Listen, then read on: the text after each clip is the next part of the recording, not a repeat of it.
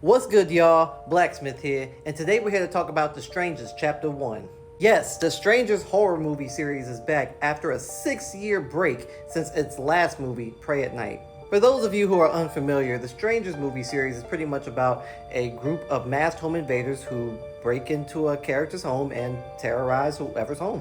The first movie came out in 2008, the second movie came out 10 years later in 2018, and now it looks like we're getting a trilogy of chapters based on the group's origin. So, was this movie worth the long wait? And do I think chapters 2 and 3 will be worth seeing? Let's talk about it. Now, there's not really much to talk about when it comes to the story. It's pretty much like all the other Strangers movies. We got two characters here who are a romantic couple who go into an Airbnb alone, and the strangers come in and terrorize them. I know that might sound like a very minimal description, but that's because there really wasn't a lot to the plot outside of that right now, because this is chapter 1. And unfortunately, this movie was treated just as that, a chapter 1. With that, let's get into these pros and cons. The first pro, and probably in my opinion the only pro this movie has, is the execution of the horror and suspense. The Strangers movies have never really been good at much, but they have been fantastic when it comes to building suspense. There are a lot of moments in this movie that will either have you on the edge of your seat or covering your eyes. The suspenseful energy that the Strangers movies are able to create comes from the fact that the events are grounded in reality. Home break-ins are very real, and I think we all can relate to how terrified we would be if it happened to us. This series is able to take that terrifying feeling and shove it right in your face, and this movie is no different. Now, we gotta talk about these cons. First thing we're gonna talk about, the story. This movie did not change the formula up at all from the other previous Strangers films. This is pretty much the same thing we got in 2008 and 2018. There's nothing changed about this story so far. Because like I said, this is only chapter 1 and we got 2 more to go, but that's still no excuse for us to not have some variety in this movie series by now. So if you're going into this thinking that you're going to get a different story than what happened in the previous 2 movies, think again. This is the same exact stuff. Next, let's just briefly talk about the acting. It ranges from mediocre to bad.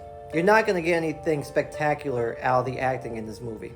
The male and female lead characters are pretty much like the other victims from the other Strangers films. 2 cookie-cutter characters that you could find in any other horror movie, nothing special about them. And the strangers, the home invaders, they barely talk at all. I think maybe one of them might have said less than 5 words this entire movie.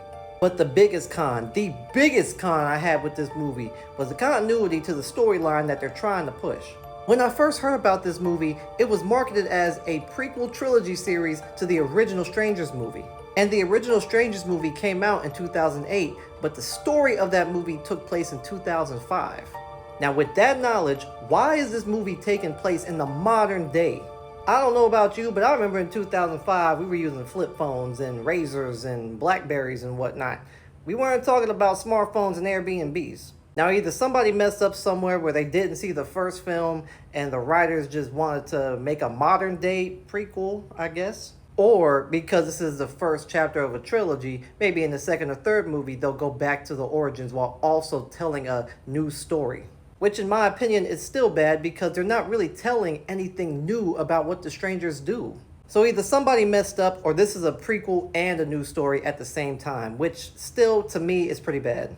Oh my goodness, there was so much potential for them to do better with this, and in my opinion as of now, because it's chapter 1, they fell short. Overall, my first impression of chapter 1, I'm not impressed.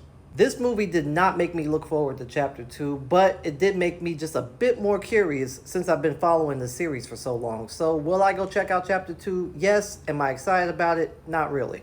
Y'all are better off waiting until chapter 2 comes out, because by that time chapter 1 might be on streaming services. You can check it out that way and then go check out chapter 2, because hopefully chapter 2 will be better. But chapter 1, it's not worth it in my opinion. Thanks for checking out my review. Let me know if you plan on seeing this movie. Let me know if you've already seen it and what you thought about it.